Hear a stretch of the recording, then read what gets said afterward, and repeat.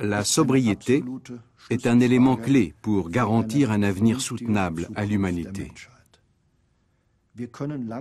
À long terme, nous pouvons uniquement vivre des intérêts que nous offre le système dans lequel nous évoluons.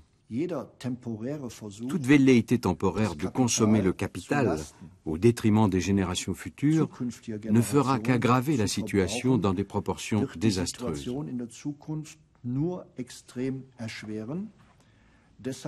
C'est pourquoi la raison nous commande de nous tourner au plus vite vers ces intérêts. C'est-à-dire que nous devons utiliser, pour vivre, les ressources renouvelables de la planète. Nous devons nous organiser sur le plan sociétal, psychologique et social afin de passer le relais aux générations futures sans piller le potentiel social ni le potentiel humain.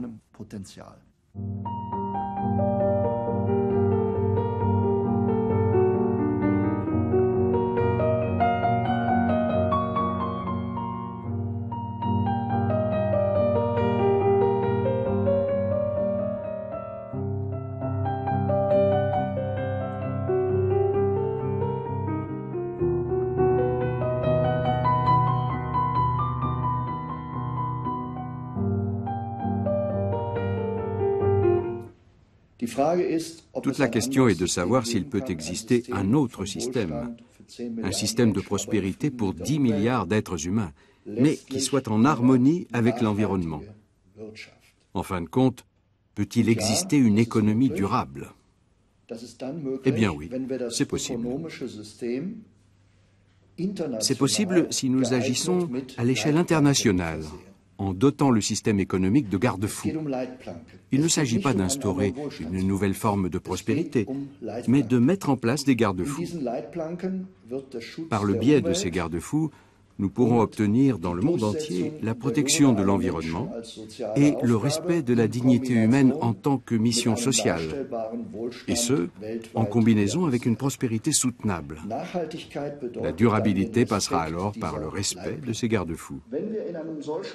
Dans ce contexte, nous devons globaliser le système économique, le mondialiser jusque dans ses aspects rationnels. Et nous devons mener cette globalisation du système en veillant à ce que celui-ci soit compatible avec la durabilité. Pour cela, il nous faut en particulier aborder les thématiques sociales et écologiques. Or, le social et l'écologique impliquent souvent le respect de certains standards. Nous devons organiser le système de manière à ce que plus personne ne gagne d'argent en faisant travailler des enfants comme des esclaves. Parce que c'est absurde si nous nous considérons comme appartenant à un seul et même monde. En revanche, les pays riches doivent, par un financement croisé, permettre la scolarisation de ces enfants. De même, il est absurde que certains gagnent de l'argent en détruisant l'environnement pour notre compte à nous. Nous devons donc faire en sorte que plus personne ne détruise l'environnement. Pour cela, il faut mettre en place un financement croisé et aider ceux qui, jusqu'à présent, détruisaient l'environnement pour que nous puissions acheter des produits bon marché tout en prétendant protéger l'environnement. Le scénario est toujours le même. C'est toujours le plus pauvre qui a l'avantage, entre guillemets, de faire ce qu'on ne devrait pas faire. Et les autres en profitent. Nous reléguons nos productions polluantes en Chine et nous fanfaronnons. On est de plus en plus vertueux sur le plan écologique. Et en plus, on a le toupet de dire aux Chinois, c'est scandaleux, vous émettez de plus en plus de CO2. Oui, mais ils produisent pour nous.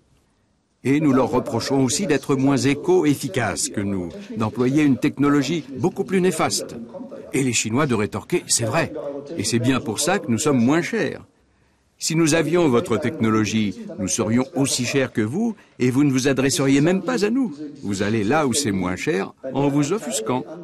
C'est toute la schizophrénie de la situation. Les uns pillent les autres tout en se disant vertueux. En fait, ils font faire le sale boulot aux autres. Et les autres sont bien forcés de le faire parce qu'ils ne bénéficient d'aucun financement croisé. Si l'on met en place une structure éco-sociale soutenable sur l'ensemble de la planète, c'en est fini de tout ça. En somme, les défenseurs d'une économie de marché éco-sociale à l'échelle mondiale affirment que le marché et la durabilité sont compatibles, mais uniquement si le système économique a été forgé à partir de tous les postulats de la durabilité, ce qui comprend en particulier des financements croisés sur le plan mondial. Nous posons la même question à l'échelle de la planète tout entière. Avec quel système de gouvernance globale pouvons-nous vaincre la pauvreté, empêcher la catastrophe climatique et créer une perspective en partie soutenable pour 10 milliards d'êtres humains à l'horizon 2050 ? D'ailleurs, nous n'avons plus que 40 ans devant nous. De mon point de vue, toutes les questions que nous abordons actuellement pour l'Europe, nous allons devoir nous les poser très bientôt pour la planète entière si nous ne voulons pas courir au désastre collectif. C'est pourquoi je m'étonne que tant de gens soient réticents à l'idée d'une union de transfert, autrement dit, d'un transfert de richesses en Europe. Nous devons envisager une union de transfert à l'échelle de la planète. Et ce, pour une raison toute simple, parce que ce qui arrive chez nous arrive uniquement parce qu'il existe un système qui y contribue. En Allemagne, nous profitons du travail des enfants. En Allemagne, nous profitons du fait que les Chinois produisent à bas prix pour nous et génèrent en passant les émissions de CO2 que nous déplorons ensuite. Si nous ne mettons pas en place une gouvernance globale judicieuse, nous courons tout droit au désastre collectif et nous le paierons très cher. Mais comme nous avons tout de même une certaine intelligence, nous nous rattraperons peut-être in extremis et nous aborderons des questions qui nous semblent aujourd'hui inabordables.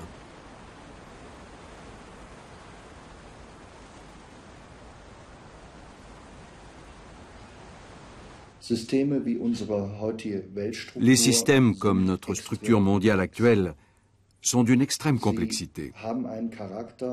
En termes de théorie systémique, leur nature est qualifiée de quasi chaotique. Cela signifie que dans de telles structures et dans des périodes hautement sensibles, certains événements isolés peuvent nous faire évoluer dans une direction plutôt que dans une autre. Ce genre de situation est ce que l'on appelle des tipping points, autrement dit, des points de bifurcation. Le système ne sait pas dans quelle direction il doit évoluer. Il sait juste qu'il ne peut demeurer dans son état actuel. On peut comparer cela à une bille en train de rouler sur une arête. On ignore où elle aboutira finalement. Tout ce que l'on sait, c'est qu'elle tombera soit à gauche, soit à droite. Une fois la bille tombée, plus rien ne peut véritablement modifier sa course. Mais tant qu'elle roule là-haut sur l'arête, tant qu'elle ignore encore si elle tombera à gauche ou à droite, des influences mineures peuvent faire pencher la balance. Une pierre qui se trouve sur son chemin, un léger virage, une petite aspérité.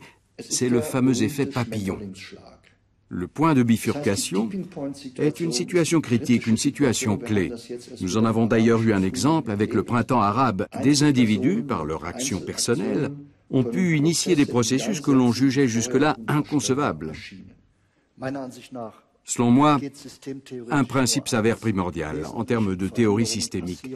Les bouleversements majeurs se produisent en un éclair. Le pouvoir ne tolère pas le vide. Le système est toujours intact en apparence, mais en fait, la digue est fragilisée par le contexte ambiant. À un moment donné, la vague décisive se profile et c'est fini. Tout ça va très vite. La seule chose à faire, c'est se préparer mentalement à ce moment où ça va très vite. Nous venons justement de vivre cela avec la crise financière. C'est allé très vite. Aussi vite qu'une réaction nucléaire. Ça a duré quelques jours. Et le gouvernement américain a fait ce qu'il n'avait eu de cesse d'interdire aux pays pauvres de la planète. Les Américains ont jeté par-dessus bord toutes leurs théories économiques parce que l'insolvabilité menaçait. Ce n'était plus qu'une question d'heure. Il fallait agir. Un point, c'est tout. L'individu est et demeure le vecteur clé des changements à venir.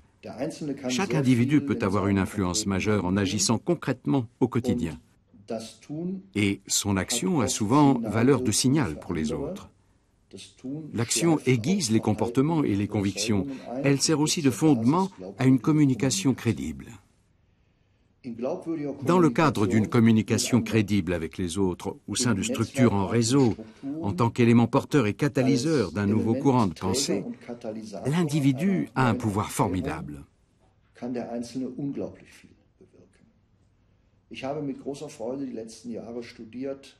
Ces dernières années, j'ai eu le grand plaisir d'étudier, par exemple, comment Muhammad Yunus a changé la vie de centaines de millions de femmes avec son concept de microcrédit. J'ai étudié la façon dont Madame Rosie Goldman, par son engagement, a rendu la vue à des millions de personnes. Ces quelques dernières années, j'ai eu la joie d'observer l'action du jeune écolier allemand Felix Finkbeiner dans le cadre de l'initiative pour un plan Marshall global. À travers son projet Plantons pour la planète, il a mobilisé des milliers et des milliers de jeunes gens qui ont planté des centaines de millions d'arbres. En fin de compte, gardons surtout ceci à l'esprit. Si au cours d'une année, chaque individu parvient à gagner à une cause donnée un seul autre individu, cela fera boule de neige au fil des années. En partant d'une seule et unique personne, il faudra environ 33 ans pour toucher l'humanité tout entière, parce que 2 puissance 33 fait 8 milliards. Cela signifie que l'individu est une force exceptionnelle, en particulier l'individu qui a une sensibilité, qui motive les autres, qui les enthousiasme, qui les mobilise, et qui les mobilise de telle sorte qu'ils puissent à leur tour mobiliser d'autres personnes. Il n'existe rien de plus puissant qu'une bonne idée dont l'heure est venue. Elle se propage alors presque comme un virus. À un point de bifurcation, cette idée peut changer le monde. À un point de bifurcation, elle peut faire en sorte que le monde ne se précipite pas vers l'abîme, mais aille là où nous voulons, où nous devons tous parvenir.